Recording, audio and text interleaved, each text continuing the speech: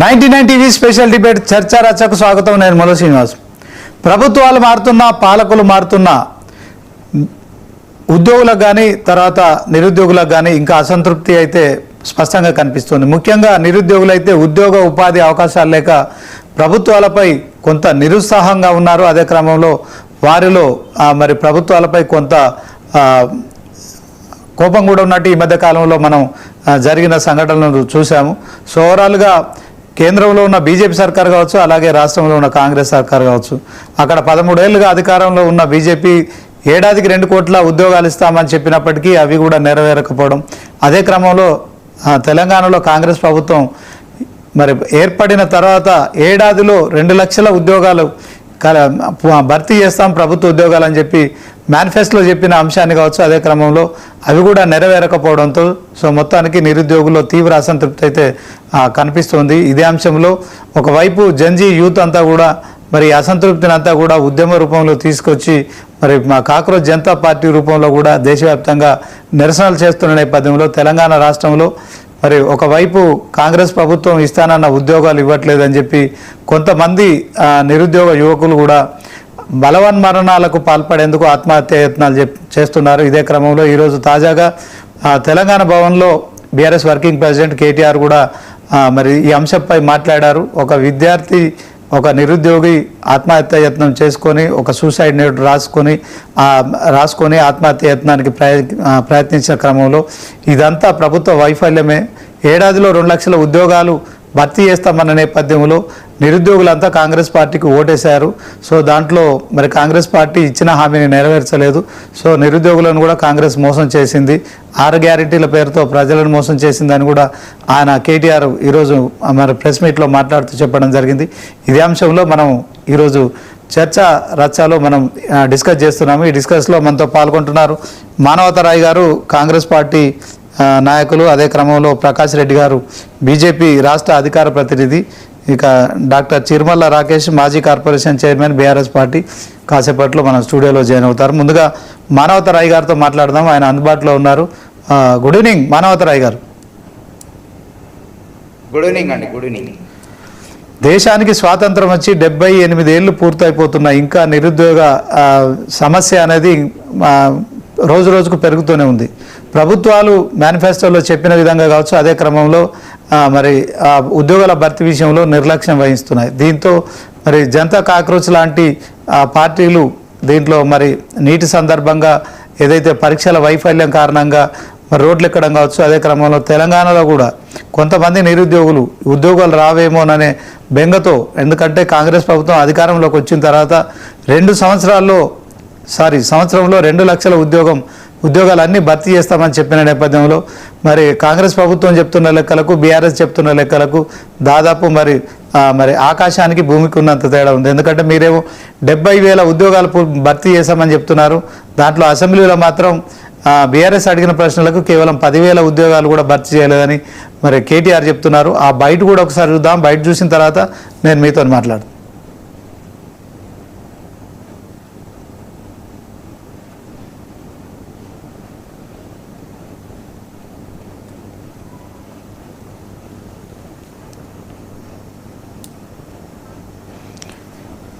Okay, మానవతరాయ్ గారు, మీరు KTR press మీట్లో మాట్లాడిన బయట చూసి ఉంటుంటారని నేను అనుకుంటున్నాను. సో ఆ అంశంలో మనం చర్చ చేస్తున్నాం కనుక, సో నేను ఇంట్రడక్షన్లో చెప్పినట్టు కేటీఆర్ చెప్తున్న దాని ప్రకారం అయితే మీరు భర్తీ చేసిన ఉద్యోగాలు కేవలం 10,000, కానీ మీరు 70,000 అని చెప్పుకుంటున్నారు. ఈ అంశంలో మీరేం చెప్తారు? ఇప్పుడు నోటిఫికేషన్లు ఇవ్వటం మొగతనం కాదు. నోటిఫికేషన్లు ఇచ్చి పరీక్షలు పెట్టి పారదర్శకంగా వేగవంతంగా భర్తీ చేసి నియామక పత్రాలు నిరుద్యోగుల చేతిలో పెట్టినోడే మొనగాడు మొగోడు, ఆ మొనగాడే రేవంత్ రెడ్డి. 22 నోటిఫికేషన్లు ఇస్తే 17 నోటిఫికేషన్ లీకులు ఇచ్చారు. 17 నోటిఫికేషన్ ప్రశ్నాపత్రాలు లీక్. నిరుద్యోగుల జీవితాలతో 10 ఏళ్ళు చెలగాటం ఆడుతున్నారు. నిరుద్యోగులకు ఉద్యోగాలు ఇవ్వమంటే విశ్రాంత ఉద్యోగులకు 6,000 ఉద్యోగాలు కట్టబెట్టారు. నిరుద్యోగులకు ఉద్యోగాలు ఇవ్వమంటే నిరుద్యోగులకు ఉద్యోగాలు ఇవ్వకుండా నోటిఫికేషన్లు ఇవ్వకుండా ప్రభుత్వ ఉద్యోగులకు వయోపరిమితి పెంచడం వల్ల నిరుద్యోగుల పొట్టలు కొట్టారు. బోడా సునీల్ నాయక్ అనేటువంటి కాకతీయ యూనివర్సిటీ విద్యార్థి పురుగు మందు లైవ్లో దాగి ఆ వీడియో మొత్తం కూడా చక్కర్లు ఇప్పటికీ ఉన్నది, సోషల్ మీడియాలో యూట్యూబ్లో ఉన్నది. వారం రోజుల పాటు నిమ్స్లో పోరాడి చనిపోవడం జరిగింది. కాబట్టి 10 ఏళ్ళ అధికారంలో ఉన్నప్పుడు నిరుద్యోగుల్ని మన్నెపు రామకృష్ణ, నారాయణ ఖేడు, ప్రవళిక చనిపోతే ఏ విధంగా కించపరిచారు అమ్మాయి చావును. అమ్మాయి అభ్యర్థే కాదండి, ఇదే కేటీఆర్. తర్వాత ఆ గ్రూప్ 2 అభ్యర్థి అని తేలిన తర్వాత 4 గడుచుకుంది. కాబట్టి ఆమె చావుకు వైఫల్యం, ప్రేమ వైఫల్యమే కారణమని తప్పుడు కూతలు కూసి కించపరిచింది. కాబట్టి చేతులుగా ఇప్పుడు ఏం చేస్తాడంటే, నేను తప్పు చేసిన, నిరుద్యోగులను పట్టించుకోలేదు, నన్ను క్షమించండి అంటాడు. కాబట్టి చేతులు కాలేక ఆకులు పట్టుకున్నా ప్రయోజనం లేదు. వాస్తవంగా ఉద్యోగాలు అనేవి అంటే అప్పులు మీరు చేసిన అప్పులు మేము తీరుస్తుంటే, మా అప్పులుగా భావించి మేము తీరుస్తుంటే, అంటే మీరు భర్తీ చేయకుండా వదిలిపెట్టినటువంటి ఉద్యోగాలకు పరీక్షలు పెట్టి పారదర్శకంగా వేగంగా భర్తీ చేసి నియామక పత్రాలు ఇస్తే మీ ఎట్లయితే అట్లాంటి సార్ అక్కడికి వద్దాం. 2014 ముందుకు పోదాం. కిరణ్ కుమార్ రెడ్డి కాంగ్రెస్ ప్రభుత్వం ఉన్నప్పుడు 70,000 ఉద్యోగాలకు నోటిఫికేషన్లు ఇస్తే ఇదే కేసీఆర్, ఇదే వీళ్ళంతా కలిసి బీఆర్ఎస్ వాళ్ళు లేదు తెలంగాణ వచ్చిన తర్వాత మా ఉద్యోగాలు మేము భర్తీ చేసుకుంటాం, నోటిఫికేషన్లు ఆపాలని చెప్తే ఆపేసి. మరి ఎవరు ఉద్యోగాలు అవి? కాంగ్రెస్ ప్రభుత్వ ఉద్యోగాలు కాదా? పోనీ మీరు ఎన్ని ఉద్యోగాలు భర్తీ చేశారంటే తప్పుడు లెక్కలండి. వాస్తవంగా సిఆర్ బిస్వాల్ కమిషను 2021 అంటే వేతన సవరణ సంఘం ఆయన చెప్పిన లెక్కల ప్రకారం తెలంగాణలో ఖాళీ ఉద్యోగాల సంఖ్య 1,91,126. వీళ్ళు ఏం చెప్తారు, మేము 1,60,000 ఉద్యోగాలు భర్తీ చేసినాం అన్నారు. మరి 1,60,000 ఉద్యోగాలు భర్తీ చేస్తే ఉన్న ఉద్యోగాలు 30,000. మరి 2 లక్షల ఉద్యోగాలు యాడ్ నుంచి వస్తాయి అని. మరి మేము భర్తీ చేసినటువంటి, మేము నియామక పత్రాలు ఇచ్చిన 67,673 ఉద్యోగాలు ఎట్లొచ్చినాయి? కాబట్టి పొంతం లేని మాటలు, మాయ మాటలు, గారడీ విద్యలు చేసి మొత్తాన్ని నిరుద్యోగ లోకాన్ని సంపూర్ణంగా విస్మరించారు. కాబట్టి మేమేం చేసినాం, పటిష్టంగా గత ఏడాది జాబ్ క్యాలెండర్ విడుదల చేసినాం, డేట్లతో సహా విడుదల చేస్తే ఏం చేశారు వీళ్ళు? గ్రూప్ 1 పరీక్ష వద్దు, వాయిదా వేయాలి. గ్రూప్ 2 పరీక్ష వద్దు, గ్రూప్ 3 పరీక్ష వద్దు, డిఎస్సి వాయిదా వేయాలన్నారు. సార్ అప్పుడున్న పరిస్థితుల్లో విద్యార్థులు, నిరుద్యోగుల్ని చర్చలు జరిపిన గత ప్రభుత్వం, బీఆర్ఎస్ ప్రభుత్వం కనీసం విద్యార్థుల వింతపత్రాలు కూడా తీసుకోలేదు. చర్చలు జరిపితే డిఎస్సి వాయిదా ఏమో, ప్రభుత్వ పాఠశాలలో పిల్లలు ఆగమవుతున్నారు కాబట్టి ఆ పరీక్ష కొనసాగిస్తాం, గ్రూప్ 1 వాయిదా వేస్తే ఆటోమేటిక్గా గ్రూప్ 2 వాయిదా వేయాల్సి వస్తుంది, గ్రూప్ 2 వాయిదా వేస్తే గ్రూప్ 3 వాయిదా వేస్తుంది. ఈ జాప్యం ఎవరు కారణం? కొద్దిమంది కృత్రిమ నిరుద్యోగుల్ని ప్రయోగించి వాళ్ళ ద్వారా ఉద్యమం చేపిస్తే, సరే మేము ఎవరైనా కానీ నిరుద్యోగులు మేలు చేసే అంశాలు ముందుంటాం కాబట్టి చర్చలు జరిపి పరీక్షల వాయిదా వేస్తే వర్గీకరణ జడ్జిమెంట్ వచ్చింది సుప్రీంకోర్టు. వర్గీకరణ ఎస్సీలో వర్గీకరణ చేయాలి, ఏబిసిడీలు గ్రూప్ 1, గ్రూప్ 2, గ్రూప్ 3 చేయాలని వస్తే రేవంత్ రెడ్డి గారు కూడా మళ్ళీ దాన్ని న్యాయం చేయాలని చెప్పేసి అప్పటిదాకా నోటిఫికేషన్లు ఇవ్వైతే కాదని చెప్పి ఆ జాబ్ క్యాలెండర్ వెనక్కి తీసుకొని మొదట విద్యారంగంలో అంటే కాలేజీ చదువుల్లో రిజర్వేషన్ అమలు చేసి, ఆ తర్వాత ఇచ్చే నోటిఫికేషన్లు అమలు చేసి ఇప్పుడు నోటిఫికేషన్లు ఇచ్చే కార్యక్రమాన్ని ప్రారంభించింది. అంటే ముందు దాని ఉద్దేశం ఏంది? 30 నెలల కాలంలో మేము 25 నెలల్లో పాత నోటిఫికేషన్లలో బూజు దులిపేందుకు, అంటే ఆ ఎగ్జామ్లో ఎటువంటి గత ప్రభుత్వం చేసిన తప్పులు చేయకుండా, అవకతవకలు చేయకుండా పారదర్శకంగా భర్తీ చేసినాం. అదేవిధంగా 14 ఏళ్ల గ్రూప్ 1ని వాళ్ళు పెట్టడం చేత కాలేదు. అది రేవంత్ రెడ్డి గారు పారదర్శకంగా పెట్టి ప్రతిభావంతులైన మట్టిలో మాణిక్యాలైనటువంటి గ్రూప్ 1 అధికారులని రేవంత్ రెడ్డి గారు ఎంపిక చేసి ఇలా గ్రూప్ 1 అధికారులు శిక్షణ పొంది ఇలా ఉద్యోగాలకు వచ్చారు. గ్రూప్ 2 కూడా అంతే. కాబట్టి జెన్జీ వాళ్ళు కానివ్వండి, లేకుంటే కాక్రోచ్ జనతా పార్టీ పాత్ర మేము ఎప్పుడు పోషించినాం? బీఆర్ఎస్ హయాంలో వాళ్ళు 22 నోటిఫికేషన్లు ఇచ్చి 17 ప్రశ్నాపత్రాలు లీకులు చేస్తే అప్పుడే Congress party, cockroach Janata party చేయాల్సిన ఉద్యమే కాంగ్రెస్ చేసింది ఆ రోజు. కాబట్టి ఇలా కాక్రోచ్ జనతా పార్టీ కానీ ఎవడు కూడా చేయడానికి అవకాశం లేదు. ఎందుకంటే నిజంగా దేని గురించి మాట్లాడారా? లీకుల ద్వారా మన జీవితాలు నాశనం చేశారు. సింగరేణి ఉద్యోగాలు అమ్ముకుని లీకుల ద్వారా మన జీవితాలు నాశనం చేశాడు. ఆ ప్రభుత్వాన్ని మార్చారు. మరి రేవంత్ రెడ్డి ఎక్కడ లీకులు చేసిండు, ఏం చేసిండు? కాకపోతే ఏంటంటే ఈ వర్గీకరణ అంశము నిరుద్యోగులే వాయిదా వేయమంటే వాయిదా వేయటం మూలంగా జాబ్ క్యాలెండర్ మరుగున పడింది. మొన్న టెక్నికల్ ఉద్యోగాలకు 3,000 నోటిఫికేషన్ ఇచ్చినాం, కానిస్టేబుల్ ఉద్యోగాలకు 77,500 ఉద్యోగాలకు నోటిఫికేషన్ ఇచ్చినాం, దరఖాస్తులు చేసుకోమంటున్నాం, వయో పరిమితిలో కూడా పెంచడం సడలింపు చేసుకోమన్నాం. ఇంకా వీళ్ళు ఏంటంటే ఏం చేస్తారంటే వాస్తవంగా బాలకసుమని చెప్పినట్టు రైతులు వీళ్ళ మీటింగ్ రావటం లేదు. కాబట్టి ఏం చేయాలి? సంచలనం కోసం ఏం చేయాలి? వీళ్ళు బీఆర్ఎస్ కార్యకర్తలు ఆ మీటింగ్లో 70-80 మంది బీఆర్ఎస్ వాళ్ళే ఉంటున్నారు రైతులు ముసుగులు వేసుకొని. అదేవిధంగా సంచలనం చేయాలంటే సంచలనం కోసం సింగరేణి భవన్ తగలబెట్టాల, రైల్వే పట్టాలు కోసేయాలనంటే మొన్న కేటీఆర్ గారు కోట్ల రూపాయలు పెట్టి సరూర్ నగర్లో మీటింగ్ పెడితే నిజమైన నిరుద్యోగులందరూ రేవంత్ రెడ్డి గారి మీద నమ్మకంతో ఇంజనీరింగ్ ఉద్యోగాలు వేసి చదువుకుందామని చదువుకుంటారు, పుస్తకాలు పట్టుకొని లైబ్రరీలో చదువుకుంటున్నారు. అదేవిధంగా కొంతమంది 7,500 కానిస్టేబుల్ ఉద్యోగాలు ఇస్తున్నాడు కదా, ఇచ్చిన తర్వాత ఇంకేంది మీటింగ్లని చాలా మంది దేహదారుడు పరీక్షలకు లైబ్రరీలో పుస్తకాలు పట్టుకొని వాళ్ళు చదువుకుంటున్నారు. రేపో మాపో సాధారణ నోటిఫికేషన్ టీచర్ ఉద్యోగాలు గ్రూప్ 2 గ్రూప్ 1 కూడా విడుదల చేస్తారు. రేవంత్ రెడ్డిపై నమ్మకం ఉంది అని చెప్పి వాళ్ళు చదువుకుంటే ఎవరైతే అర్హత పసిబిడ్డలు తీసుకొచ్చి తీసుకొచ్చేసి మానవతరాయ్ గారు ఒకసారి కేటీఆర్ మాట్లాడిన బయట చూద్దాం, ఆ బయట తర్వాత మళ్ళీ మీరు మాట్లాడు. దాదాపు 2 ఏళ్లు జాబ్ క్యాలెండర్ విడుదల చేసి ఇప్పటికీ న్యాయం జరగక 2 లక్షల ఉద్యోగాలు మొదటి సంవత్సరంలో ఇస్తానని రాహుల్ గాంధీ స్వయంగా చెప్పి ఇవ్వనందుకు నిరసనగా గడ్డం వేణుకుమార్ అనే ఒక తమ్ముడు ఖమ్మం జిల్లా ముదిగొండ మండలం కొత్త లక్ష్మీపురం న్యూ లక్ష్మీపురం గ్రామానికి చెందిన ఒక సోదరుడు ఇంత పెద్ద సూసైడ్ నోట్ రాసి నిన్న ఆత్మహత్యాయత్నానికి పాల్పడ్డాడు. ఇది డిప్యూటీ సీఎం బట్టి విక్రమార్క గారి నియోజకవర్గం. ఆ తమ్ముడు ఎంత స్పష్టంగా రాసినాడంటే ఈ లెటర్లో, జాబ్ క్యాలెండర్ ఇస్తాము అని మేనిఫెస్టోలో చెప్పడంతో నిరుద్యోగులమంతా కాంగ్రెస్ను గెలిపించాము. కానీ గత గవర్నమెంట్లో మిగిలిపోయిన నోటిఫికేషన్లు పూర్తి చేశారే తప్ప 2.5 సంవత్సరాలుగా జాబ్ క్యాలెండర్ ఇవ్వలేదు. జాబ్ క్యాలెండర్ ద్వారా ప్రతి సంవత్సరం నోటిఫికేషన్ విడుదలైతే నిరుద్యోగులకు ఈ దుస్థితి వచ్చేది కాదు అని చెబుతూ, మా మధిర నియోజకవర్గం పరిస్థితి చెప్తున్నాను, డిప్యూటీ సీఎం గారు జోక్యం చేసుకోవాలి అంటూ మొత్తం వివరంగా దాదాపు 2 పేజీల లెటర్. ఈ మాట ఇంకా ఆయన చెప్పిన మాట, డిప్యూటీ సీఎం బట్టి ఈ నోటు, ఈ సూసైడ్ నోటు డిప్యూటీ సీఎం బట్టి విక్రమార్క గారికి, సీఎం రేవంత్ రెడ్డి గారికి, రాహుల్ గాంధీ గారికి చేరే వరకు షేర్ చేయండి అంటే తన ఆవేదనను వ్యక్తపరుస్తూ ఆ తమ్ముడు మాట్లాడిన మాటలు నిన్న ఆసుపత్రిలో చావు బతుకుల మధ్య కొట్టుమిట్టాడు. ఇప్పుడు స్టేబుల్గా ఉన్నాడు తెలుస్తుంది, సంతోషం. ఏం మాట్లాడాడు కూడా ఒకసారి వినండి. ఇచ్చిన మేనిఫెస్టో ఏంటో గవర్నమెంట్కి తెలుసు. చివరికి వచ్చేసరికి ఇప్పట్లో గ్రూప్స్ నోటిఫికేషన్ లేదు. మీరు ఎన్ని దానికి తాగమంటే అవసరం అయితే మాకు సంబంధం లేదు. ఆయన మాట్లాడే ప్రతి మాట కూడా ఎట్లుందంటే వ్యతిరేకమై ఎస్ఐ కానిస్టేబుల్ నోటిఫికేషన్లు ఇచ్చారు. ఏ నిరుద్యోగులు సంతృప్తి పరచలేదు. అది కూడా ఈ లెటర్లో రాశారు, సంతృప్తి పరచలేదని.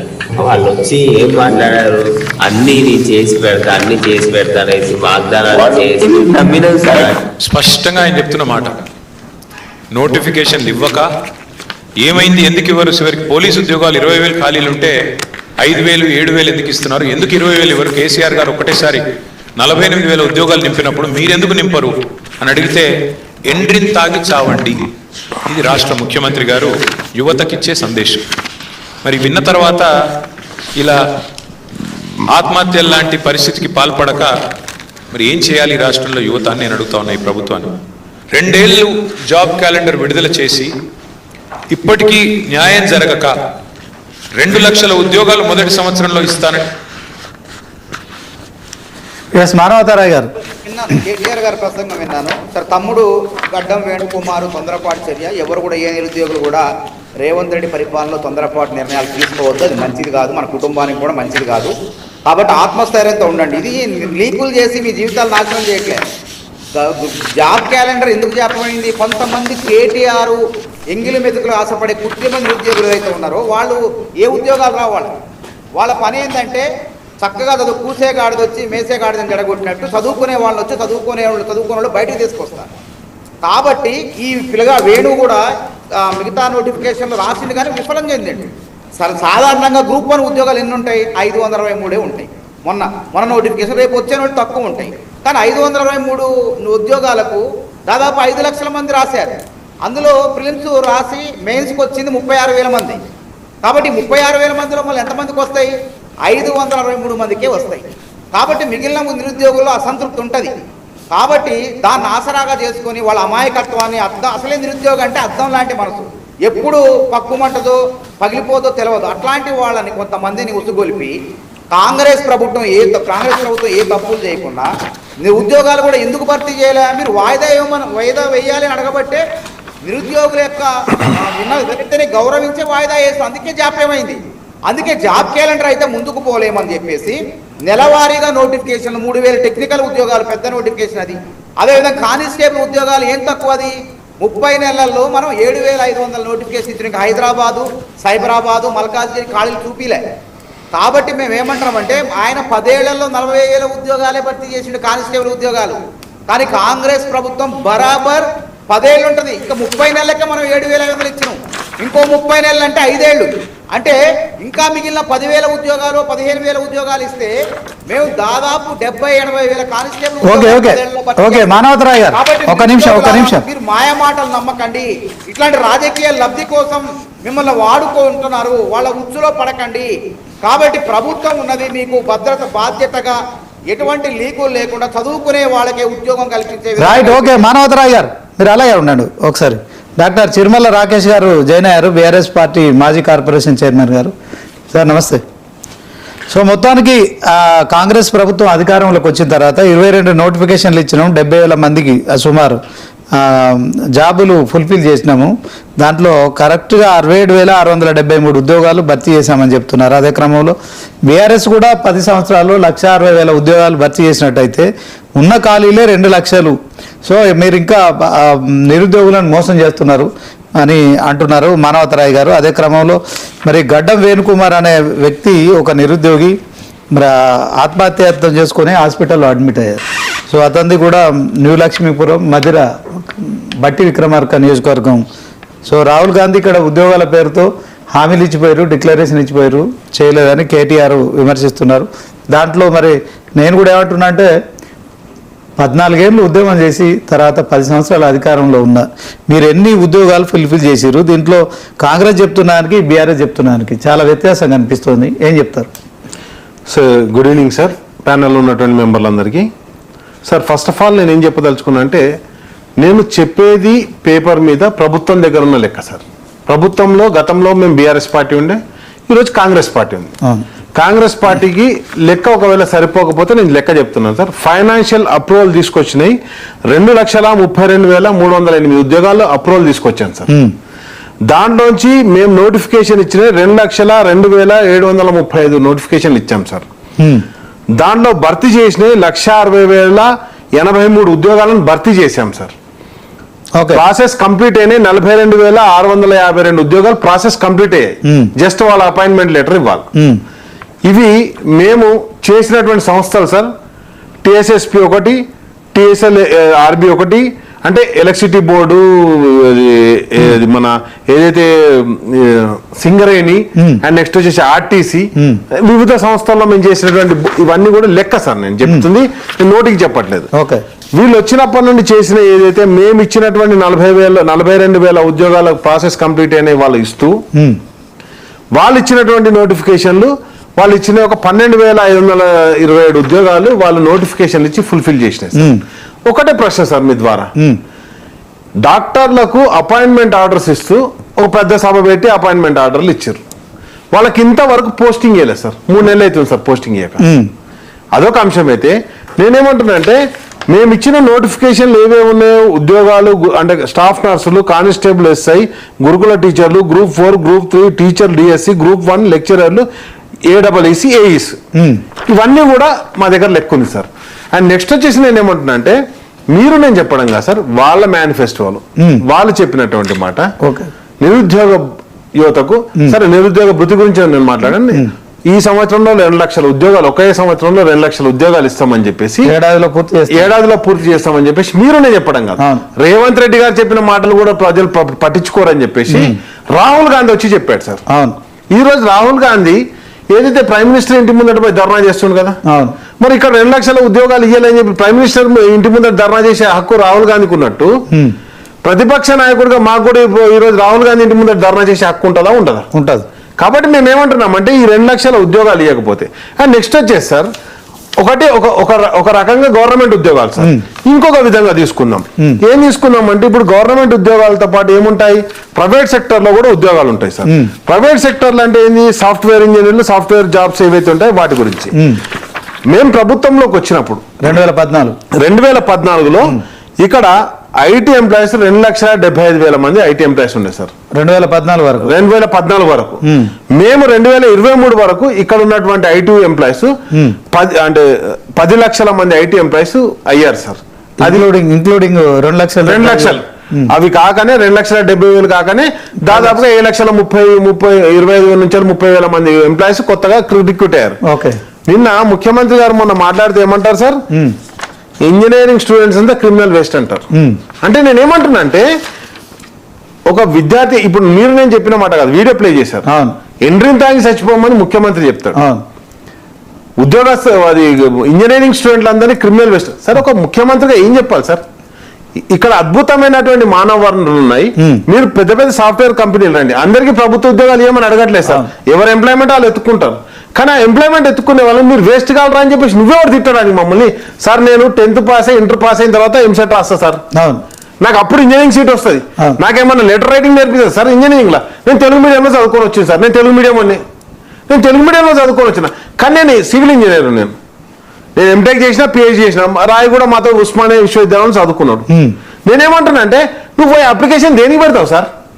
అప్లికేషన్ నా రెజ్యూమ్ ఇస్తా, నాకు bending movement, share force calculation చేయడానికి వస్తుందో రాదని అడుగుతారు. అంతే తప్పితే నేనేమంటా అంటే రాహుల్ గాంధీ ఢిల్లీలో మాట్లాడతాడు, వాళ్ళ గవర్నమెంట్ ఇక్కడ తెలంగాణకు వచ్చే మాట మాట్లాడతాడు. నువ్వు ఏ మాట అక్కడ మాట్లాడినా ఇక్కడ కూడా అదే మాట్లాడాలి కదా. నువ్వు ఎట్లయితే జంజీ విద్యార్థులందరూ రోడ్డు మీదకి వచ్చిన తర్వాత మందుల కాడ ముందు నిల్చుంటాడు ఎట్లా సార్? నువ్వు ఇక్కడ ఈ రాష్ట్రంలో జరుగుతుంది కూడా చెప్పాలి కదా. నేనేమంటున్నా అంటే ఇంజనీరింగ్ వేస్ట్ అన్నారు సార్. ఒకటి స్టార్ట్అప్ కంపెనీలు ఎన్ని ఉన్నాయి సార్? 2,300 స్టార్ట్అప్ కంపెనీలు ఇన్నోవేషన్ ఆఫ్ టీ హబ్ నుంచి వెళ్ళినాయి సార్. ఇది ఏదో ప్రైవేటు లెక్క కాదు, అన్ని ఉద్యోగాలు కల్పన జరిగింది. ఎప్పుడు కానీ ఏ ప్రభుత్వం కానీ, అది కేంద్ర ప్రభుత్వం కావచ్చు, రాష్ట్ర ప్రభుత్వం కావచ్చు, ఉద్యోగాల కల్పన అంటే ప్రైవేట్ సెక్టర్లో, గవర్నమెంట్ సెక్టర్లో ప్యారల్ గా జరుగుతాయి. అదే క్రమంలో నేనేమంటున్నా అంటే Group 1 నోటిఫికేషన్ గురించి ఒకటి తీసుకుందాం సార్. Group 1 నోటిఫికేషన్ అప్పటిదాకా కాంగ్రెస్ ప్రభుత్వం పెట్టినటువంటి రూల్ ఏం సార్? 6 పాయింట్ ఫార్ములా రాష్ట్రపతి ఉత్తర్వులు పెట్టింది. దాన్ని 60-40 ఉండదు సార్. నేను గెస్టెడ్ ఆఫీసర్ సార్, నేను ఇరిగేషన్ డిపార్ట్మెంట్ గెస్టెడ్ ఆఫీసర్. అంటే మా ఇంజనీరింగ్ లో Group 1 క్యాడర్ కొట్టా. 60-40 అన్నప్పుడు 40 ఓపెన్ ఫర్ ఆల్, 60% తెలంగాణ బిడ్డలకు అన్నప్పుడు అట్లా కావద్దు, 95% మనకే కావాలని చెప్పేసి పోరాటం చేశాను. నేను ఒకటే అడుగుతున్నా, ఎన్నో నిరుద్యోగ ఉద్యమాలు చేసిన ఉస్మానియా యూనివర్సిటీలో చేసినటువంటి నాయకుడు మా మానవతరాయ్ మా ప్రభుత్వం మీద పోరాటం చేశాను. సరే నువ్వు పోరాటం చేసినావు, ఈరోజు నేనేమంటున్నా అంటే ఎందుకు నీ పోరాటం మూగపోయింది? నేనేమంటున్నా అంటే ఈ రోజు మనం అడుగుతుంది ఏంది? ప్రభుత్వం ఇస్తా అంటున్నావు, మరి ఎందుకు ఇస్తలేరు? మరి 32 నెలలు అయిపోయింది. ఇప్పుడు ముఖ్యమంత్రి గారు అంటారు ఏదైనా 3 నెలల పిల్లలు పుడతారు, 32 నెలలు అయిపోయింది, ఇంకెప్పుడు పుడతారు మరిగా? కాబట్టి నేనేమంటున్నా అంటే ఈ భాష కాదు మనం కోరుకుంటుంది. ఎవరు మాట్లాడితే ఇప్పుడు సార్ ఉద్యోగుల దానికి పోతారు, పిఆర్సీ అడగగానే నా దగ్గర పైసల్లో బట్టలు చెంపుకోపోతారు అంటాడు. నేను అప్పులకు పోతే చెప్పుల దొంగ లెక్క చూస్తాను. అంటే ఈ భాష ఏంది? నువ్వు అడుగుతున్నది ఏంది? వాళ్ళు ఉద్యోగాల విద్యార్థులు అడిగింది ఏంది? బీసీ ఫీజు రియంబర్స్మెంట్ ఇవ్వండి, మా చదువు మేము చదువుకుంటాం, వీలైతే అద్భుతమైన ఉద్యోగాలు వస్తాయి. సార్ గవర్నమెంట్ సెక్టర్లోనో ఎగ్జామ్ రాయాలి, ప్రైవేట్ సెక్టర్లో నువ్వు పని చేస్తేనే ఉద్యోగంలో పెట్టుకుంటావు, లేకపోతే పెట్టుకోడు. కాబట్టి స్టార్టప్ ఇన్నోవేషన్ సెంటర్ పెంచాల్సినటువంటి ముఖ్యమంత్రి గారు ప్రతిరోజు ప్రజలకు అంటే ఎవరినో ఒకరు కించపరుస్తూ, చదువు చెప్పే టీచర్లను కించపరుస్తూ, చదువుకున్న విద్యార్థులను కించపరుస్తూ, ఉద్యోగస్తులను కించపరుస్తూ, ప్రతి ఒక్కరిని కించపరుస్తూ పోతుంటే ఏంది సార్ ఇది? ఏం నడుస్తుంది? కాబట్టి నేను ఏమంటానంటే నోటిఫికేషన్ల గురించి అడిగినప్పుడు స్పష్టంగా నేను ఏ డిపార్ట్మెంట్ లో ఎన్ని నోటిఫికేషన్లు వేశారు, ఎప్పుడెప్పుడు వేసాం విత్ నోటిఫికేషన్ డేట్. బీఆర్ఎస్ సమయంలో వేశారు ఓకే, కానీ కాంగ్రెస్ వచ్చిన తర్వాత కూడా 22 నోటిఫికేషన్లు ఇచ్చామని చెప్తున్నా మానవతరాయ్ సార్. నేను ఏమంటున్నా అంటే ఇప్పుడు సార్ నేను లెక్కతో వచ్చాను సార్. నేను ఏమంటున్నా అంటే 50 నోటిఫికేషన్లు ఇచ్చిన. ఒక్క నిమిషం రాకేష్ గారు, మీరు అలాగే ఒకసారి మానవతరాయ్ గారు ఒకసారి మన ప్రకాష్ రెడ్డి గారు ఉన్నారు, ఆయనతో మాట్లాడదాం. ప్రకాష్ రెడ్డి గారు, తరాలు మారినా నిరుద్యోగుల తలరాతలు మారతలేవు, ప్రభుత్వాలు మారినా పాలకులు మారినా ఉద్యోగాల విషయంలో, భర్తీ చేసే విషయంలో, విద్యా విషయంలో అలాగే ఉంది, ఉపాధి ఉద్యోగ అవకాశాలు కూడా అట్లనే ఉన్నాయి. సో యువతలో రోజు రోజుకి కొంత అసంతృప్తి పెరిగిపోతుంది. సో ఏ రీజన్ దొరికినా కానీ బయటకు వచ్చి నిరసన చేసే పరిస్థితి మనం చూస్తున్నాం. మొన్న నీట్ ఎగ్జామ్ విషయంలో జరిగిన దేశవ్యాప్తంగా చూసినాం, ఢిల్లీలో జంతర్ మంతర్ దగ్గర చూసిన ధర్నాలు కావచ్చు. అంటే మీరు కూడా ప్రభుత్వంలోకి వచ్చే క్రమంలో ఏడాదికి 2 కోట్ల ఉద్యోగాలు మేము ఇస్తామని చెప్పినట్టు కూడా మరి ఇటు బీఆర్ఎస్ అటు కాంగ్రెస్ కూడా ఆరోపిస్తున్న నేపథ్యంలో, సో ఇప్పుడు కాంగ్రెస్ ఏమో రాష్ట్రంలో ఖాళీగా ఉన్న ప్రభుత్వ ఉద్యోగాలు మేము 70,000 భర్తీ చేశామని చెప్తున్నారు. మరి రాకేష్ రెడ్డి గారు కూడా, చిరుమల రాకేష్ కూడా చెప్పింది విన్నారు కదా, ఆయన కూడా ఏమంటున్నాడంటే మా దగ్గర అన్ని లెక్కలు పక్కా ఉన్నాయి, 160,000 ఉద్యోగాలు మేము భర్తీ చేశామని చెప్తున్నారు. సో ఒకవైపు తెలంగాణ సీఎం రేవంత్ రెడ్డి ఈ మధ్య కాలంలో ఇంజనీరింగ్ విద్యార్థుల గురించి మాట్లాడుతున్న క్రమంలో కావచ్చు, పోలీసు ఉద్యోగాల భర్తీ విషయంలో మాట్లాడిన వ్యాఖ్యలు కూడా మీరు విన్నారు కదా. సో ఏం చెప్తారు సార్? మిత్రులిద్దరికి నమస్కారం. నేను ఒక విషయం చెప్పదలుచుకున్నాను సార్. ఎలక్షన్ల కంటే ముందు నేను పేపర్ అడ్వర్టైజ్మెంట్ అనుకుంటా 2 కోట్ల రూపాయలు ఖర్చు అయ్యారు. పేపర్ అడ్వర్టైజ్మెంట్ 2 కోట్లు ఖర్చు అయ్యింది సార్. పేపర్ అడ్వర్టైజ్మెంట్ ఏమంటే మా జాబ్ క్యాలెండర్ మొత్తం సోనియా గాంధీ గారు కింద రాహుల్ గాంధీ గారు సంతకం పెట్టి మా జాబ్ క్యాలెండర్ రిలీజ్ చేశారు sir. September I think November date నాకు గుర్తులేదు, 8-9 ఆ ప్రాంతంలో. ఫలానా రోజు పెద్ద full page blue colour advertisement మీకు కావాలంటే ఫలానా రోజు జూన్ 21కి గ్రూప్ 1 వేస్తాం, జూన్ 20 మే 24 ఫలానా వేస్తాం, సెప్టెంబర్ 27కి ఇంకోటి వేస్తాం. ఇట్లా డేట్స్ ఇచ్చారు సార్. మొత్తం వాళ్ళు తెలంగాణలో ఉన్నటువంటి ఉద్యోగాల విషయంలో స్పష్టమైన ఒక డేట్ ఇచ్చారు. That is the job calendar అంటే అది సార్ మీనింగ్. అది జాబ్ క్యాలెండర్ అంటే ఎవ్రీ ఇయర్ ఫలానా రోజు పక్కా ఇది అది ఒక్క సంవత్సరం కోసం కాదు సార్. ఎవ్రీ ఇయర్ ఆ డిపార్ట్మెంట్ లో రెవెన్యూ డిపార్ట్మెంట్ తహసీల్దార్ పోస్టులు ఖాళీ ఉంటాయి. వాటికి మేము ఫలానా రోజు జాబ్ క్యాలెండర్ ఇస్తాం. ఎవ్రీ ఇయర్ 10,000, 5,000, 2,000, 500, 300, 100 ఖాళీ అయితే 100 నింపుతాం, 200 ఖాళీ అయితే 200 నింపుతాం. ఇది వాళ్ళు ఇచ్చిన జాబ్ క్యాలెండర్ సార్. ఇది ఇప్పుడు సమస్య అంటే మీరు ఎన్నికల కంటే ముందు ఇప్పుడు దాన్ని చర్చ సార్. జాబ్ క్యాలెండర్ అంటే ఇప్పుడు చర్చ కాదు, అదే చర్చ. లేదు ఇంకా మళ్ళీ ప్రతిసారి ఇదెందుకు అదెందుకు, మేము ఎన్ని ఇచ్చినాం మీరు అన్ని ఇచ్చిర్రు, ఇవన్నీ నడుస్తుంటాయి సార్. ఎవరు ఎన్ని ఇచ్చారు అనే దానికంటే నేను పర్టికులర్ గా మీరు ఇచ్చినటువంటి నోటిఫికేషన్, మీరు ఇచ్చినటువంటి పేపర్ అడ్వర్టైజ్మెంట్ అది మీరు అమలు చేస్తుందా లేదా, ఎలక్షన్ల కంటే ముందే మీరు ఇచ్చిండ్రు, దాన్ని అమలు చేస్తుండ్రా లేదా అనేటువంటిది మొదటి ప్రశ్న సార్.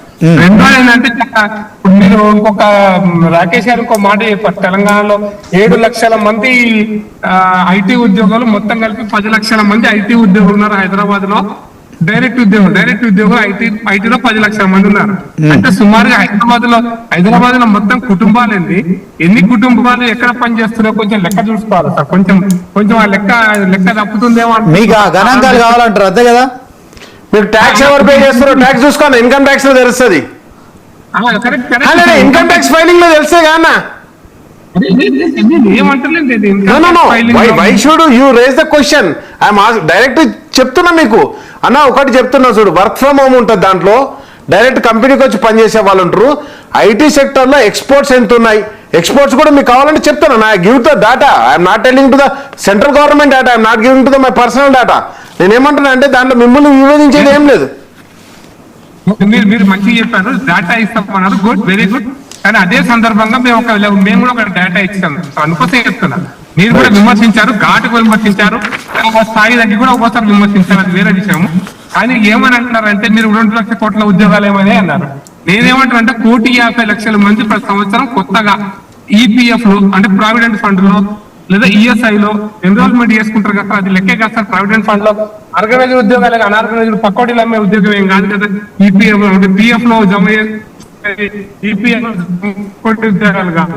కానీ మరి ఈపీఎఫ్ లో ప్రతి సంవత్సరం 1,50,00,000 మంది ఎక్కువ అంటే అడిషనల్ గా కొత్త.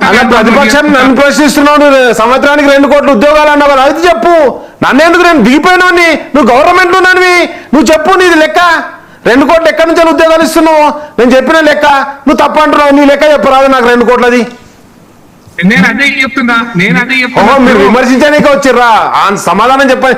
కేంద్రంలో ఉన్నది మీరు 12 ఏళ్ళుగా, మీరు 2 సంవత్సరానికి 2 కోట్లు చెప్తున్నా 12. అంటే మీరు ఎట్లయితే ట్యాక్స్ పేయర్స్ ఉన్నారో ఆయన కూడా 1,50,00,000 మంది ట్యాక్స్ పేయర్స్ ఇప్పుడు ఉన్నారు. అవి అంతా కూడా కేంద్ర ప్రభుత్వం కల్పించిన ఉద్యోగాల ద్వారా సార్. నేనేమంటున్నా అంటే మరి ఎందుకో నేనేమంటున్నా అంటే అంతేనా ప్రకాష్ రెడ్డి గారు? అదేనా మీరు చెప్పేది? అచ్చా, వాళ్ళు కల్పిస్తేనే వచ్చిందా? అంతే కదా మీరు చెప్పేది. ఫిగర్ ఏంటంటే 1,50,00,000 మంది ఈపీఎఫ్ లో ప్రతి సంవత్సరం కొత్తగా ఎన్రోల్మెంట్ చేసుకుంటున్నారు. అది ఫిగరా కాదా? అది లెక్క. మమ్మల్ని మీరు పక్కోడీలని, ఇడ్లీలని, వడాలని పకోడీలు వేసుకుంటారు. ప్రైమ్ మినిస్టర్ గారు చెప్పినట్టు వాళ్ళంతా ఉద్యోగస్తులే, రైట్? ఈపీఎఫ్ ఉద్యోగస్తులా కాదు? వాళ్ళు ఈపీఎఫ్ పెడతారన్న పకోడీలు వేసుకుంటారు. నేను చెప్పేది ఈపీఎఫ్ ల గురించి మాట్లాడుతున్నా. I'm talking about only EPF గురించి మాట్లాడుతున్నా. ఈపీఎఫ్ ప్రభుత్వ ఉద్యోగులు అంటే ప్రైవేట్. అన్న నేను సమాధానం అడుగుతుంటే ప్రశ్నిస్తున్నా ఏందన్నా? 2 కోట్ల ఉద్యోగాలు దేశం మొత్తంలో ఏమైపోయినాయి సంవత్సరానికి? ఆ ఉద్యోగాలు ఏడ కల్పించినా చెప్పన్నా అని అడుగుతున్నాం. నువ్వు సమాధానం చెప్పకుండా నువ్వు అన్ని తిడతా ఎన్ని తిడితే సపరేట్గా పోతాను రేవంత్ రెడ్డి లెక్క మాట్లాడితే ఎట్లా నువ్వు? ఓకే, ప్రకాష్ రెడ్డి గారు, మానవతరాయ్ గారు, రాకేష్ గారు ఒక కమర్షియల్ బ్రేక్ తీసుకుందాం. బ్రేక్ తర్వాత మళ్ళీ డిబేట్ కంటిన్యూ అవుతుంది. Please stay on. చర్చా రచకు తిరిగి స్వాగతం. ఇక ఒకసారి తెలంగాణ సీఎం రేవంత్ రెడ్డి ఇంజనీరింగ్ విద్యార్థుల గురించి చేసిన కామెంట్ కూడా ఒకసారి చూద్దాం. ఆ కామెంట్ చూసిన తర్వాత కాంగ్రెస్ నాయకులు మానవతరాయ్ గారు ఏమంటారు, అదే క్రమంలో బీజేపీ కూడా ఈ అంశంలో మరి కొంత నిరసన వ్యక్తం చేసి ధర్నా చేసిన పరిస్థితి. సో రేవంత్ రెడ్డి మాట్లాడిన బయట ఒకసారి. సంవత్సరానికి 1,10,000 మంది ఇంజనీరింగ్ గ్రాడ్యుయేట్ సర్టిఫికేట్ తీసుకొని వస్తారు. మీరు ఆ పిల్లలకు అప్లికేషన్ ఇచ్చి వాని ఉద్యోగం కోసం అప్లికేషన్ ఫిల్అప్ చేయమని నేను కాదు, మీరు టీచర్లకు మీకే చెప్తున్నాను. మీరు వాళ్ళని పిలిచి ఇంజనీరింగ్ సర్టిఫికేట్ తీసుకొని వచ్చి మీరు చదువు చెప్తున్న ఊరిలో ఉన్న పిల్లలు పిలిపించి ప్లెయిన్ పేపర్ ఇచ్చి ఒక జాబ్ కోసం అప్లికేషన్ ఫిల్అప్ చేయమన్నారు. ఇది క్రిమినల్ వేస్ట్. వాడు ఇంజనీరింగ్ చదువుకున్న చిన్న జాబ్ కోడు, స్కిల్స్ నేర్చుకోడు. తల్లిదండ్రులు మా పిల్లోడు ఇంజనీరింగ్ అయింది ఉద్యోగం అంటారు, నా దగ్గరకు వస్తుంటారు కాన్స్టిట్యున్సీ నుంచో బంధువులు, మా వాడు ఇంజనీరింగ్ చదివింది పెద్ద పెద్ద చదువు చదివింది సార్ అంటే పేరెంట్స్కి తెలియదు కదా. సంవత్సరానికి 1,10,000 మంది ఇంజనీరింగ్ గ్రాడ్యుయేట్ సర్టిఫికేట్ తీసుకొని వస్తారు. మీరు ఆ పిల్లలకు అప్లికేషన్ ఇచ్చి వాని ఉద్యోగం కోసం అప్లికేషన్ ఫిల్అప్ చేయండి. మానవతరాయ్ గారు ఏంటంటే రాజకీయ లబ్ధి కోసం వాడే ప్రయత్నం చేస్తారు. క్రిమినల్ వేస్ట్ అనేది ఏంటంటే శాస్త్రవేత్తలు ఒక పరిజ్ఞానిక భాషలో దాన్ని ఏమంటారంటే వనరుల వృధాని. అంటే మనం సమయాన్ని వృధా చేసుకుంటూ ప్రయోజనం రాకపోతే వనరుల వృధాని క్రిమినల్ వేస్ట్ అంటారు. అంటే నేరస్తుల వృధా కాదు, ఇక్కడ ఇంజనీరింగ్ విద్యార్థులు అంటాం కాదు.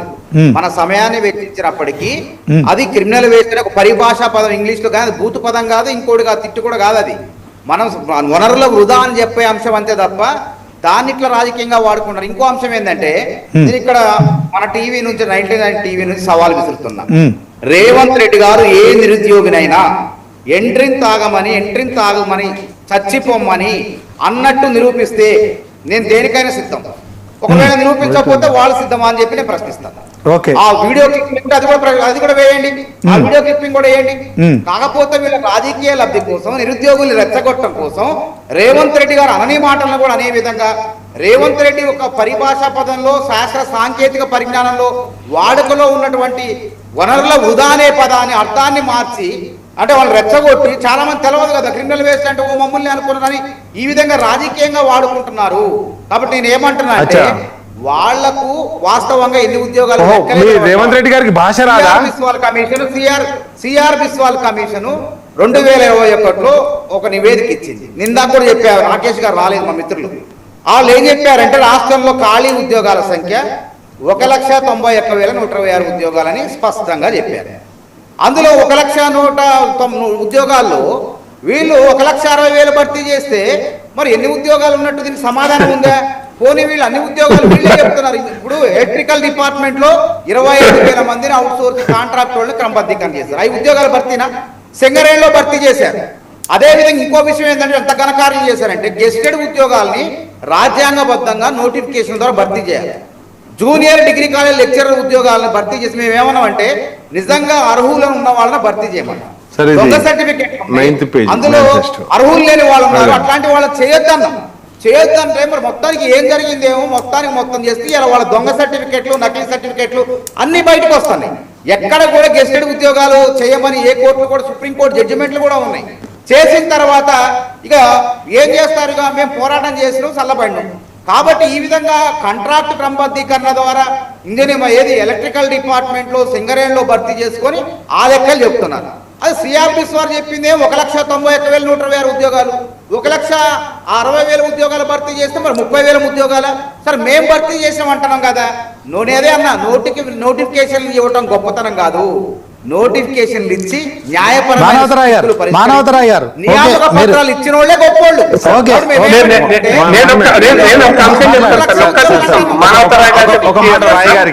రాయ్ గారికి ఒక ప్రశ్న.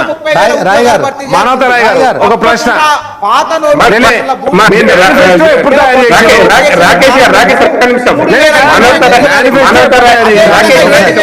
ప్రకాష్ రెడ్డి గారు మానవతరాయ్ గారు 1 సెకండ్ మీరు ఆగండి. మానవతరాయ్ గారు ఒక నిమిషం. ఓకే ఉద్యోగాల సంఖ్య 10 ఉంటాం. 10 60,000-70,000 కానిస్టేబుల్ ఉద్యోగాలు భర్తీ చేయబోతున్నాం. కాబట్టి నిరుద్యోగుల దగ్గర తర్వాత నోటిఫికేషన్ సార్, విషయంలో ఓకే ఓకే మీరు చేయండి దాన్ని ఎవరు కాదంటలేరు ఖాళీలన్నీ భర్తీ చేయండి అని డిమాండ్ చేస్తున్నారు. ఒకసారి ప్రకాష్ రెడ్డి గారు మాట్లాడుతున్నారు, మీరు ఆగండి. నా ప్రశ్న ఏంటంటే సార్ మనోహరరాయ్ గారికి చెప్పండి. నా ప్రశ్న ఏంటంటే సార్ అది మళ్ళా సార్ మనోహరరాయ్ గారు మీరు సమాధానం చెప్పండి సార్. ఆగండి మనోహరరాయ్ గారు, వన్ సెకండ్ మీరు ఆగండి ఒక్క నిమిషం. ప్రకాష్ రెడ్డి గారు మాట్లాడుతూనే ఉన్నారు సార్, వారు మాట్లాడుతూనే ఉన్నారు. ఒక్క నిమిషం ఆగితే వారికే ఆగండి మానవతరాయ్ గారు, మీరు ఆగండి సార్, మీరు ఆగండి ఒక్క సెకండ్.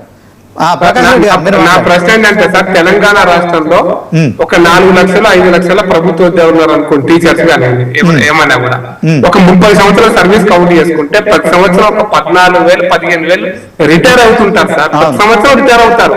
నేను 1 లక్ష నింపినాను 2 లక్షలు నింపినాను కాదు. ఇప్పుడు ఈ తెలంగాణ రాష్ట్రం వచ్చిన తర్వాత 12 సంవత్సరాలు పూర్తయింది.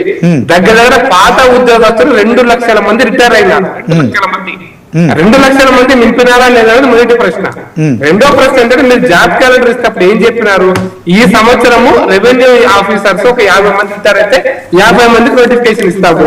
టీచర్లు ఒక 1000 మంది రిటైర్ అయితే 1000 మందికి నోటిఫికేషన్ ఇస్తాము. పంచాయతీరాజ్ ఇంజనీర్లు ఒక 500 మంది రిటైర్ అయితే 500 మందికి నోటిఫికేషన్ ఇస్తాము. ఆర్టీసీలో 1000 మంది రిటైర్ అయితే 1000 మందికి నోటిఫికేషన్ ఇస్తాము. జాబ్ క్యాలెండర్ యొక్క మీనింగ్ అది. మీరు ప్రతి సంవత్సరం కూడా రిటైర్ అయిన ఉద్యోగుల యొక్క సంఖ్యను ఎప్పటికప్పుడు నింపుతామనేటువంటిది మీ వాగ్దానం. అది చూసి ప్రజలు మీకు యువత మీకు ఓటేశారు. అది మీరు ఆ లెక్కన మీరు నింపుతున్నారా? మేము ఇన్ని ఇచ్చాము అన్ని ఇచ్చాము, సెప్టెంబర్ ఇస్తాము అక్టోబర్ ఇస్తాము కాదు. 2 సంవత్సరాలలో మీరు ఇచ్చినటువంటి క్యాలెండర్ ప్రకారం నోటిఫికేషన్ ఇచ్చారా లేదా ఇది చెప్పమని అడుగుతున్నాం మేము. జాబ్ క్యాలెండర్ అంటే మీనింగ్ అదే కదా. అది చెప్పకుండా మేము ఇది ఇచ్చాము అది ఇచ్చాము ఇది కాదు చర్చ. మీరు ఉపాధి కల్పించే విషయంలో కూడా మీరు ఉద్యోగాలు ఇస్తామన్నారు. ఉపాధి కల్పించే విషయంలో కూడా మీరు ఒక కర్ణాటక తరహాలో 5 లక్షల నిరుద్యోగ వృత్తి ఇచ్చే కంటే ముందు 10 లక్షల రూపాయలు ప్రతి నిరుద్యోగికి మేము ఇస్తాము, అది ఉద్యోగ కల్పన కిందికి వస్తుందని మీరు ఎన్నికల ముందు మీ వాగ్దానం. అది మీకు తెలంగాణ ప్రజలకు ఇచ్చిన వాగ్దానం. మీరు ఎంతమంది యువతకు ఎంతమంది నిరుద్యోగులకు ఉపాధి కల్పనలో 10 లక్షల రూపాయలు ఇచ్చారు? మీరు ఇస్తామని చెప్పారు. కర్ణాటక తరహాలో మేము స్కిల్ డెవలప్ చేస్తాము, ఆ స్కిల్ డెవలప్ దాంట్లో 10 లక్షలు ఇస్తామన్నారు. అవి మీరు ఈ 2 అంశాలు మానవతరాయ్ గారు మీ ద్వారా తెలంగాణ యువతకు, ఇప్పుడు చూస్తున్న యువతకు, మీ టీవీ చూస్తున్న యువతకు మీరు క్లారిఫికేషన్ ఇవ్వని అడుగుతున్నాను సార్. ఓకే మనోహరరాయ్ గారు, వన్ థింగ్ సరే, ఇప్పుడు నేను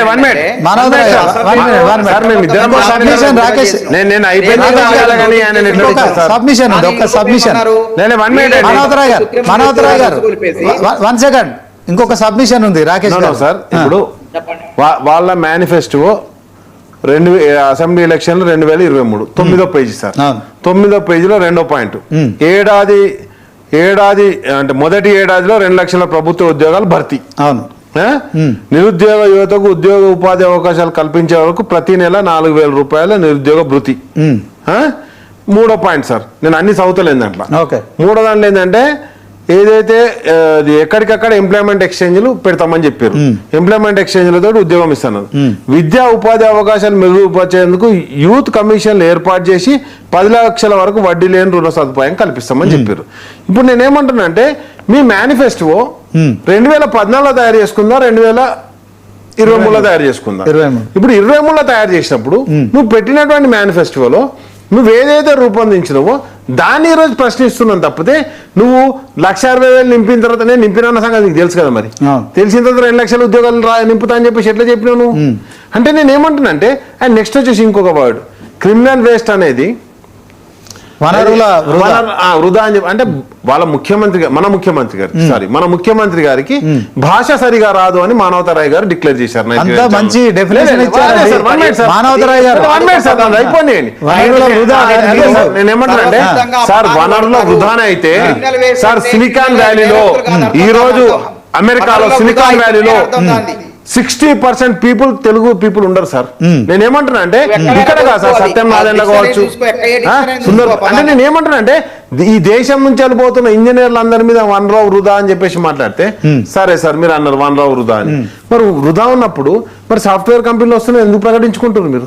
మరి దాని అనేది ఇక్కడ మానవ వనరులో పెట్టాలి కదా. ఎవరు ఏ దేశం నుంచి ఆ దేశం నుంచి తీసుకొచ్చుకోరు కదా. అండ్ నెక్స్ట్ వచ్చేసి సార్ ఇప్పుడు జరిగిన సంఘటన ఏంది, నా దగ్గరికి వచ్చి అప్లికేషన్ ఇచ్చిర్రు, నువ్వు కొడంగల్ పోయిందే మొన్న 3 ఏళ్ల తర్వాత, మధ్యలో ఒకసారి 2 సార్లు పోయినవచ్చు. ఒక అంశం. రెండో అంశం ఏంది, అందరు ఎమ్మెల్యేలు వచ్చి ఏమడుగుతారు అంటే, సార్ సర్టిఫికేట్లు ఇస్తలేరు, మాకు సర్టిఫికేట్లు ఇప్పించాలంటే ఫీజు రియంబర్స్మెంట్ అడుగుతారు, ఫీజు రియంబర్స్మెంట్ ఇయ్యారని అడిగారు. అది కూడా ఫీజు రియంబర్స్మెంట్ కూడా దీని అంశమే సార్, 10వ పేజీలో ఉన్నది. ఫీజు రియంబర్స్మెంట్ మరియు మెరుగైన ఉన్నత విద్య అని చెప్పేసి ఏం చేశారు, ఐఐటి IIIT తరహాలో 4 నూతన IIITలను ఏర్పాటు చేస్తాం, అమెరికా IMG అకాడమీ తరఫున అన్ని సదుపాయాలతో ఏమేమో చెప్పారు సార్. ఇక ఆయన నోటికి మొక్కాలే. నేనేమంటున్నానంటే ఇవన్నీ అడుగుతలేను నేను ఇప్పటి వరకు. సార్ నేను చెప్తున్నా, బీఆర్ఎస్ పార్టీ తరఫున నేను 10 ఏళ్ళు గవర్నమెంట్లు ఉన్నప్పుడు, 9.5 ఏళ్ళు మేము గవర్నమెంట్ ఉన్నప్పుడు, గత ప్రభుత్వం ఇచ్చే 2300 కోట్లతో పాటు మా ప్రభుత్వం ఉన్నప్పుడు మొత్తం కలిపి గత ప్రభుత్వం 2014 ఉన్న బకాయిలు, మా బకాయిలు మొత్తం కలిసి 19,500 కోట్ల రూపాయలు మేము ఫీజు రియంబర్స్మెంట్ కింద ఇంజనీరింగ్ కాలేజీలకు ఇచ్చినాం సార్. అది ఆర్థిక శాఖ దగ్గర ఉన్నది. ఓకే, నేనేమంటున్నా అంటే ఆర్థిక శాఖ దగ్గర ఉన్న లెక్క మీ దగ్గర ఉంది కదా, మీరు ప్రభుత్వమే కదా, లెక్క బయట పెట్టుర్రు. మేము చేసిన అప్పు 8,000 కోట్లు అన్నావు కదా, ఉన్నదే 10,000 కోట్లు. మరి మీరే చెప్పారు, ముఖ్యమంత్రి గారు చెప్పారు ఏమని, ప్రతి సంవత్సరం ఎక్కువ లెక్క ఉంటే 2,400 కోట్లు ఉంటుంది అన్నాడు. 2,100 కోట్లు 2,400 కోట్లు అన్నారు. 2,100 వేసుకో, 3 ఏళ్ల నుంచి ఎడ్యుకేషన్ ఇయర్ నడుస్తుంది. 3 ఇంటూ ఎంతైతే సార్, ఉన్నదే అప్పు 10,000 కోట్లు, దానికేంచి నువ్వు 6,500 కోట్ల అప్పు నీదే పెడితివి.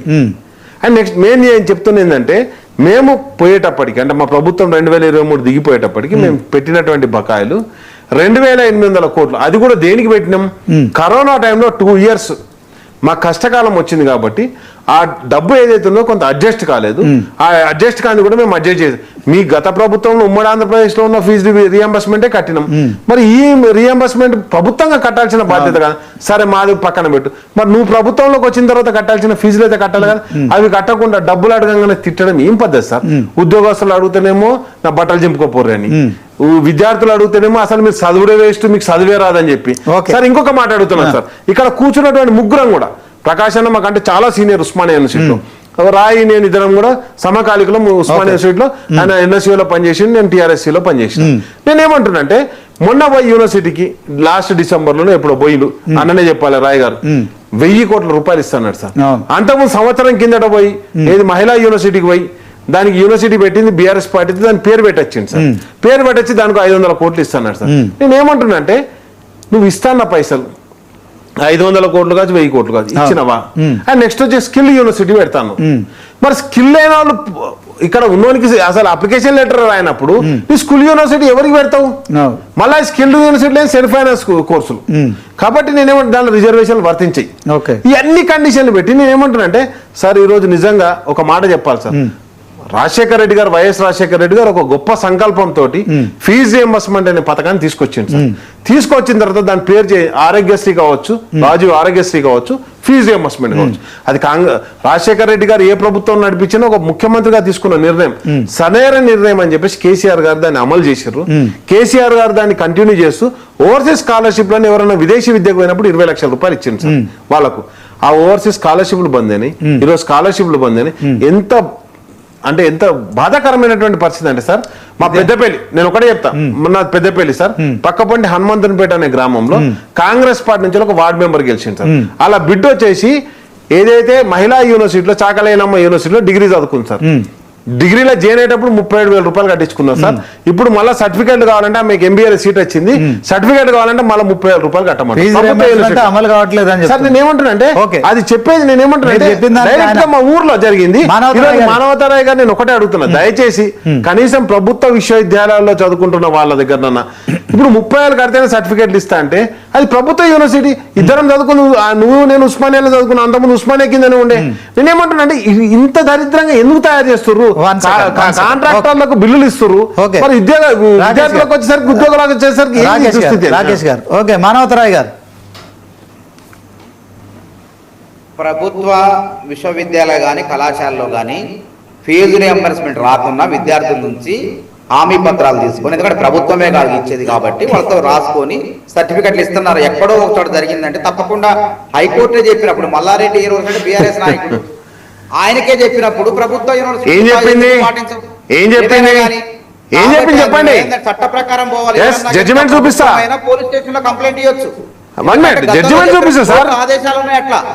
కాబట్టి సర్టిఫికేట్ ఉంచుకోకూడదు ఎవరు కూడా. ఒకవేళ ప్రభుత్వం నుంచి ఫీజు రావాలంటే చట్టబద్ధంగా వస్తాయి కదా, కాళ్ళ ఖాతాలనే పడతాయి కదా. అందుకే ఈ ఫీజు రియంబర్స్మెంట్ పథకానికి తూట్లు పొడిచారు కొన్ని కాలేజీ యాజమాన్యాలు. చేరేటప్పుడు విద్యార్థుల్ని కాళ్ళు పట్టుకుంటారు, రండి మీకు ఫీజు రియంబర్స్మెంట్ వచ్చింది, రాకపోయినా మేము చూసుకుంటామని రకరకాలుగా మభ్య పెడతారు. వచ్చిన తర్వాత విద్యార్థులు జుట్టు పట్టుకుని రకరకాల ఫీజులు వేసి సార్ మీరు చదువుతారా ఈ జీవోను? నేను జడ్జిమెంట్ కాపీ మీరు చూపించండి, zoom చేసి. ఏమంటామంటే విద్యార్థులు లేకపోయినా సరే దొంగ సర్టిఫికెట్లు పెట్టి విద్యార్థుల పేరు మీద ఫీజు రియంబర్స్మెంట్ క్లెయిమ్ చేసుకున్నారు. అందుకే హైకోర్టు తీర్పు సార్ ఇది. హైకోర్టు తీర్పు. కళాశాల ఖాతాలో కాకుండా నేరుగా విద్యార్థుల ఖాతాలో వేసి విద్యార్థులకు మెయిల్ చేస్తాను.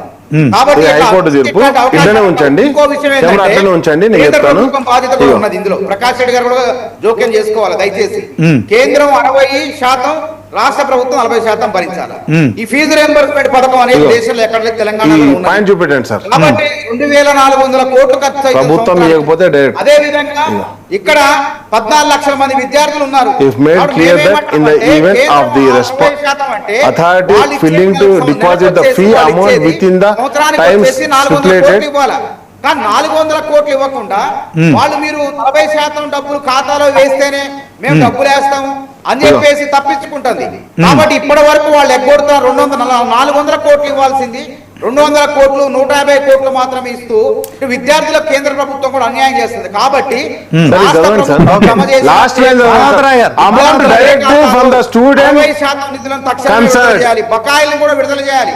ఏది ఏమైనప్పటికీ గుర్తుపెట్టుకోండి, మొన్న పదవి విశ్రాంత ఉద్యోగుల యొక్క బకాయిల్ని ఏ విధంగా మానవతరాయ్ గారు ఒక నిమిషం సార్, ఒక్క నిమిషం కోర్టు ఆర్డర్ చదువుతున్నారు రాకేష్ దశల వారి గత ప్రభుత్వం రాకేష్ గారు, 2013 మానవతరాయ్ గారు కేసీఆర్ గారు చేతిలో పెట్టేటప్పుడు ఈ అప్పుడు బకాయిలు ఎన్ని ఉన్నాయి? సార్, నాది కోర్టు తీర్పు చదవనా సార్? ఒక్క నిమిషం మానవతరాయ్ గారు ఒక్క నిమిషం మాత్రమే బకాయిలు విడుదల చేసి మిగతా బకాయిలు పేర్చుకుంటూ ఓకే మానవతరాయ్ గారు అయినప్పటికీ ఏ ప్రభుత్వ బకాయిలైనప్పటికీ విద్యార్థులకు కళాశాల యాజమాన్యాలకు చెల్లించాల్సిన బాధ్యత. ఏ విధంగా విశ్రాంత ఉద్యోగుల బకాయిలు చెల్లించడమో రేపటి నుంచి కూడా చెప్పనివ్వండి సార్. మీరు ఆగండి కోర్టు తీర్పు అని చెప్పండి సార్. కోర్టు జడ్జిమెంట్ సమస్య ఉండదు, నేరుగా విద్యార్థుల ఖాతాలోకి పోతాయి. కాబట్టి ప్రైవేట్ కళాశాల మానవతరాయ్ గారు మీరు ఆగండి చెప్పండి. కోర్టు జడ్జిమెంట్ చదువుతున్నారు. నేను ఏమంటానంటే కోర్టు జడ్జిమెంట్ ఇది వచ్చినటువంటి డేట్ కూడా చెప్తాను సార్. హైకోర్టు ఇచ్చినటువంటి తీర్పు ఇది మనం ఏం వ్యక్తిగతం కాదు, ఆయన ఏదో కోర్టు చెప్పింది అని చెప్పాడు కదా సార్. కోర్టు చెప్పిన దాని ప్రకారం నేను ఏమంటున్నానంటే high court from the state of Telangana ఈ ఇచ్చినటువంటి దీనిలో జడ్జిమెంట్ లో సార్ డేట్ కూడా చెప్తాను sir. 1 minute date 1 minute 9/7/2026 sir. ఇగో డేట్ అండ్ నెక్స్ట్ వచ్చేసి లాస్ట్ పేరాజ్ అవుతాం సార్. ఇది ఏమొద్దు. ఇప్పుడు ఏంటంటే ఇక్కడ ఏం చెప్పింది హైకోర్టు ఏం చెప్పింది అని చెప్తా. If the made clear that in the event of the respondent authorities filling to deposit the fee amount with in the time stipulated here above అని చెప్పి the parent institution shall be at the liability to collect the requested fee amount directly from the student concern అని చెప్పేసి నేను చెప్పింది కదా sir. ఇగో high court judgement ఏదైతే ఒకవేళ authority ఎవరు సార్? రాష్ట్ర ప్రభుత్వం ఫీజు రియంబర్స్మెంట్ ఇవ్వకపోతే, ఇది ఫీజు రియంబర్స్మెంట్ మీద సబ్జెక్ట్ సార్. ఫీజు రియంబర్స్మెంట్ ఇవ్వకపోతే హైకోర్టు చెప్పిన తీర్పు ఏంటంటే డైరెక్ట్ గా స్టూడెంట్ దగ్గర నుంచి తీసుకోండి, ప్రభుత్వం ఒకవేళ సబ్మిట్ చేయకపోతే అని చెప్పి. నేను 1 మినిట్ కొత్తగా ఉంటే చెప్పన్నా, నేను డేట్ చెప్పినా కాగా, నేను డేట్ చెప్పినా ఇష్యూ చెప్పినా, నీ దగ్గర జడ్జిమెంట్ ఉందో చదువు. నేను జడ్జిమెంట్ చదివినా ఇగో ఈ దొంగ మాటలే సార్.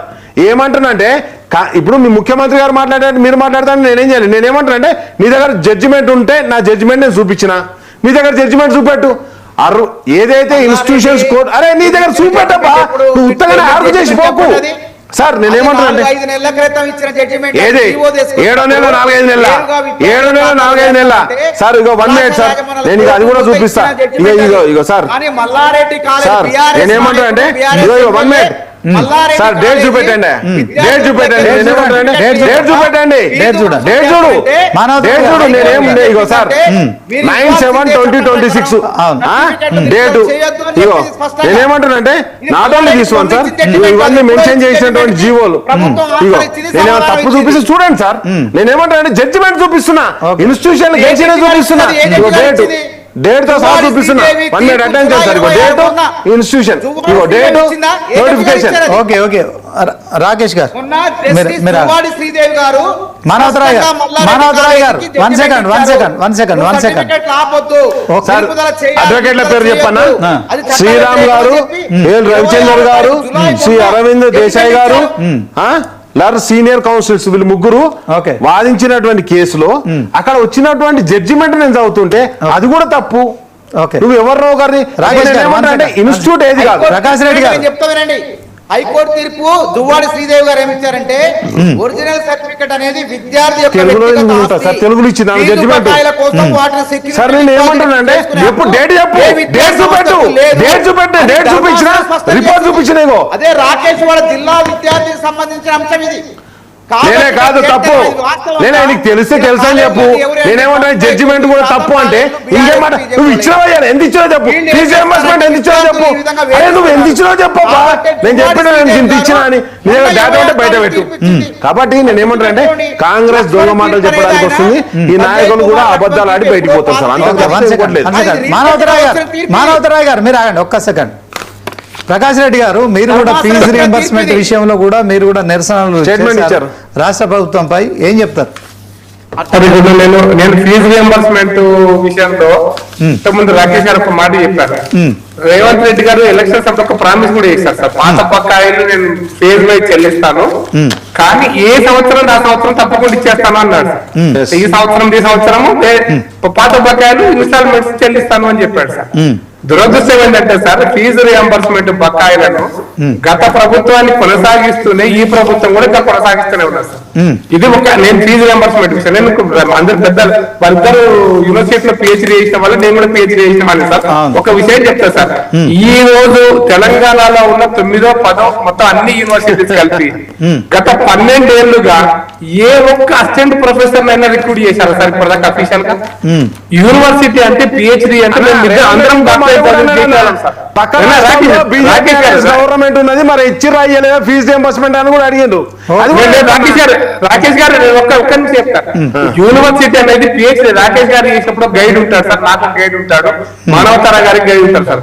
ఈ గైడ్ ఎవరు అంటే ఉస్మానియా లో పిహెచ్డీ చేసి 8 ఏళ్ళ సర్వీస్ లో ఉండి ఒక 10 పబ్లికేషన్స్ చేసి గైడ్షిప్ ఎలిజిబిలిటీ వస్తుంది.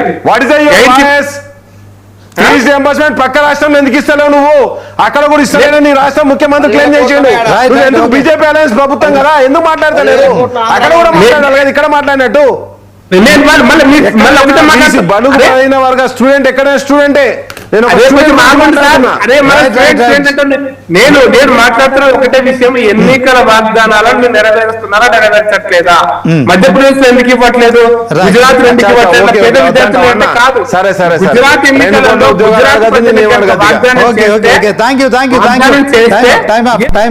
డిబేట్ లో పాల్గొన్న చిరుమల రాకేష్ గారు, డాక్టర్ గారికి, అలాగే డాక్టర్ మానవతరాయ్ గారు, డాక్టర్ ప్రకాష్ రెడ్డి అందరికీ కూడా ధన్యవాదాలు. ఇది ఇవాల్టి స్పెషల్ డిబేట్ చర్చ రచ్చా కార్యక్రమం. చూస్తూనే ఉండండి 99 టీవీ.